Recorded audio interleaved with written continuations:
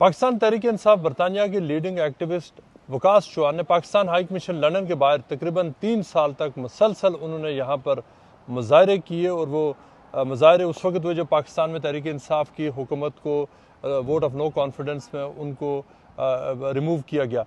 बहुत उनके हवाले से वकास चौहान ने यहाँ पे उनके ऊपर एतराज़ात थे कि जिस तरह की यहाँ पर उन्होंने लैंग्वेज इस्तेमाल की और पाकिस्तान हाई कमीशन को और मुख्तलिफ इदारों के हवाले से वो जो उन्होंने बातें की उसके ऊपर बहुत सारी बात वीडियोज़ वायरल हुई, तनाज़ात पैदा हुए। लेकिन अब वकास चौहान ने उन्होंने अपने आप को उस जो एजुटेशनल पॉलिटिक्स थी और जो एहतजाज करते थे, ना सिर्फ ये कि उससे अपने आप को अलहदा करने का ऐलान किया, बल्कि वो उस अपने रवैये पर और जो ज़बान उन्होंने इस्तेमाल की इदारों के बारे में, मुख्तलिफ शख्सियात के बारे में, उसके ऊपर वो अब शर्मिंदा हैं और वो उस हवाले से अब वो अपने उस जो माजी को पीछे छोड़ना चाहते हैं। वकास साहब, आप यहाँ पर हर वक्त डेली की बेसिस पे मेगाफोन लेकर एक ग्रुप लेकर पीटीआई के जो आपके जो सपोर्टर्स थे वो आप यहाँ मुजाहरे करते थे ऑलमोस्ट एवरी डे, तो वजह क्या बनी कि आपने अब छोड़ना चाहते हैं उस सारे जो भी आप कर रहे थे? देखें, 3 साल यहाँ पे मैंने मुजाहरे किए हैं यहाँ अपनी टीम के साथ, जो मेरे एक्स कॉलीग्स थे, और यहाँ पे कभी हफ्ते में 2 बार या 3 दफ़ा यहाँ आया करते थे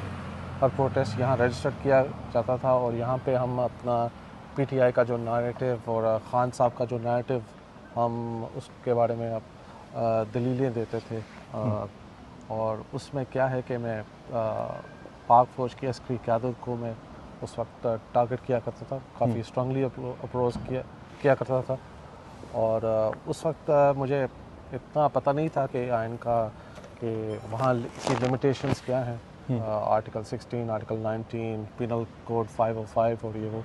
बिकॉज पीटीआई की जो पाकिस्तान में जो उनकी वहाँ पर जो पॉलिटिकल स्ट्रगल है वो तो ऑब्वियसली विद इन वो असेंबलीज़ में कॉन्स्टिट्यूशनल लिमिट्स है, पाकिस्तान का आइन वो जो भी कर रहे हैं वो उनको इजाज़त देता है। लेकिन यहाँ पर जो कुछ हो रहा था ख़ास तौर पर लंदन में, वो कुछ तो पाकिस्तान में भी नहीं हो। तो आपको क्या ख़ास तौर पर वो जो चीज़ें हुई हैं उनको अब आप रिव्यू कर रहे हैं कि वो कुछ जो यहाँ आपने जो पाकिस्तान की सिविल या मिलिट्री लीडरशिप के हवाले से कॉन्स्टिट्यूट जो आपने बातें की, अब आप उनसे पीछे हट रहे हैं कि वो चीज़ें गलत थी?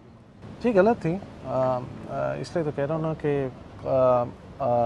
फ़ौज को टारगेट करना, आर्टिकल 19 को ट्रिगर करना, उसको वायलेट करना, आर्टिकल 5 पे उसको भी वायलेट करना, ये सब कुछ बाद में पता चला। मगर उस वक्त जो है वो काफ़ी जहन साजी की गई और भड़काया गया। तो आप ये कह रहे हैं कि आपको मुख्तलिफ सोशल मीडिया और मीडिया में जो नैरेटिव सामने आया उसकी वजह से आप इमोशनल हो गए थे और आपने समझा कि इनकलाब आ रहा है। जी। और जो जिस तरह नो कॉन्फिडेंस में इमरान खान साहब को कॉन्फिडेंस में, उस वक्त हम सब इमोशनली थे। कि जो पीटीआई ने खुद तो आपसे नहीं कहा था ना कि आप वो सारा कुछ करें, वो तो क्या आपका एक अपना भी अपना इनिशिएटिव था?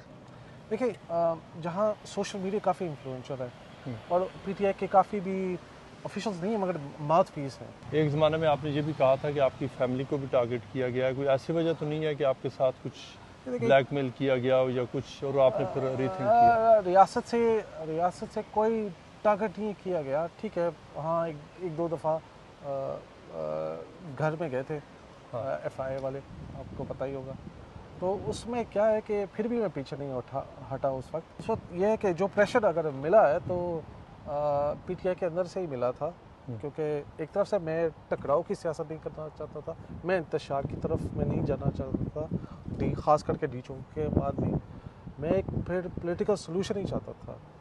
Social media out of control हो गया।